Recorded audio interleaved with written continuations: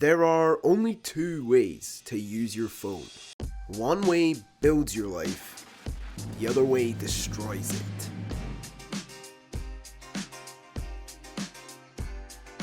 When you use it with intention, this thing becomes the greatest tool in human history. When you use it without intention, it turns you into a slave. And trust me, I know this because for years I was him. And I still am every now and then. I wasted entire days, entire phases of my life scrolling, numbing myself, and calling it rest. I thought I was escaping the world, but in reality, I was just escaping myself. And that's the part nobody will admit. How you use your phone doesn't just shape your day, it shapes your identity, your ambition, your discipline, your entire future. If you don't control it, it will control you. The alarm hits and my brain is still deep in a dream. Snooze. 3 hours later, we go for round 2. Before I even get out of bed, the addiction kicks in. Let me just check who texted me. No one? Huh, that's weird. I swear my phone is usually blowing up. Whatever, let's go and check Instagram. And before the day even starts, I'm already hooked. Half awake, zero oxygen in my brain, the dopamine hits feel irresistible. On a good day, I'd maybe catch myself after 20 minutes, but today, on a bad day, I'd find myself looking at stuff I never wanted to see at 8 AM. What am I doing, bro? I go upstairs for breakfast and a normal person would just eat in silence, but not me. I grab my cereal and watch some mindless YouTube drama between two influencers who probably can't even spell each other's names. Then, the bus to work. It's only 10 minutes, so it's the perfect time for TikTok, right? Because God forbid I allow myself to experience some stillness, even for one moment. Finally, I get to work, and I have a few peaceful phone-free hours. Lunch break. Do I read a book? Let my mind breathe a little? Nope. Straight back into the digital casino. At the end of the day, it's time for the gym. Snap some girls back on Snapchat, ask the boys what the plan is for tonight. Then I crack my favorite pre-workout open. In between every set, it's Instagram, TikTok, or maybe even a Clash Royale match. The workout ends mid, obviously, and I get the bus home. Dinner is spent on YouTube instead of talking to my family, then the grand finale. 1 hour, 2 hours, 3 hours, and suddenly it's 2 AM and I've consumed enough digital garbage to kill a fucking caveman. But here's what's funny. It didn't have to be like that. I didn't have to live with a 7-hour screen time, frying my dopamine receptors and cooking my mental health alive. There's another way. A smarter way. A better way. The alarm hits and this time I do not hesitate. No snooze, no negotiation. I get up immediately because I know that the first decision of your day becomes the direction of your day.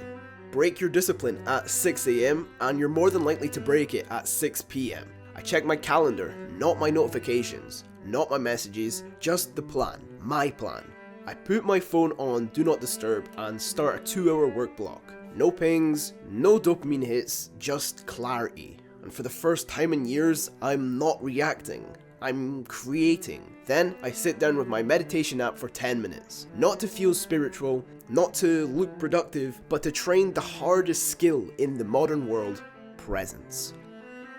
I finish the rest of my morning routine, then open Notion. This place is like the library for all of my ideas, thoughts, goals, and plans. This is where my day starts taking shape. I finish the rest of my morning routine, I text my girl good morning, message some of my clients, and start breakfast. But no phone while I'm eating. I get ready, plug in my wired headphones, and walk to the office, listening to some calm Minecraft music. No chaos, no overstimulation, just space.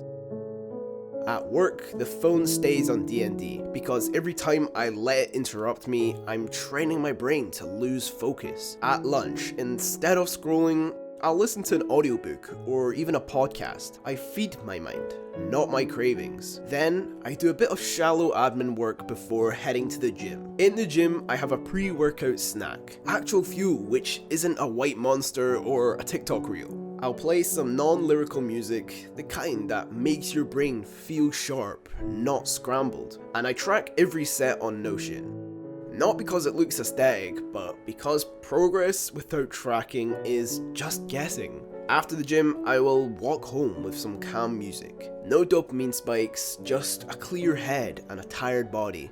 The perfect combo. If I need to post on Instagram, I will unlock the app blocker for 10 minutes, 10, not 40, and my screen is on grayscale, so I don't forget why I'm actually using it. Remember, creation, not consumption. Then, before bed, I recap my day and fill out my habit tracker and plan for tomorrow on Google Calendar. This way of using my phone doesn't drain my life, it directs it. So how can you go from guy number 1, the dopamine zombie, to guy number 2, who is the disciplined and focused version of yourself?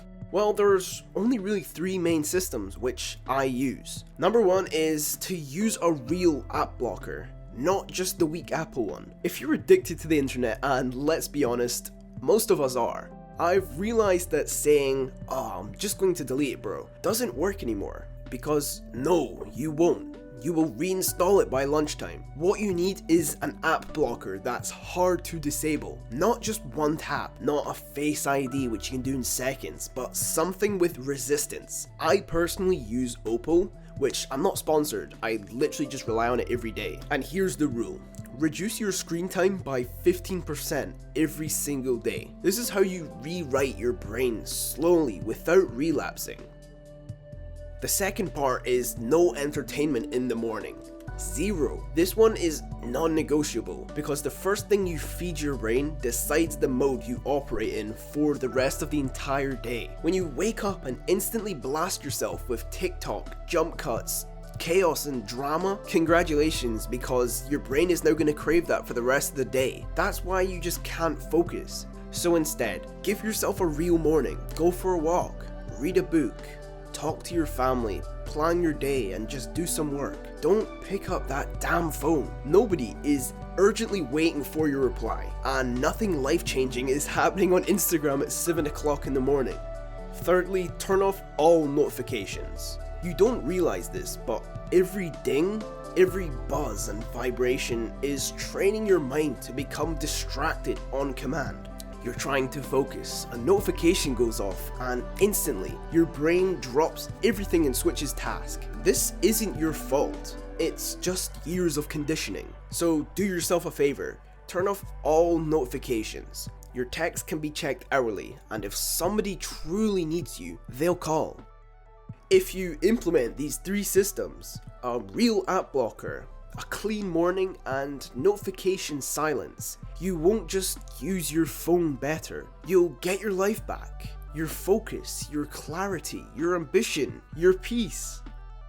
The path of personal development was always yours, now it's just time to walk it.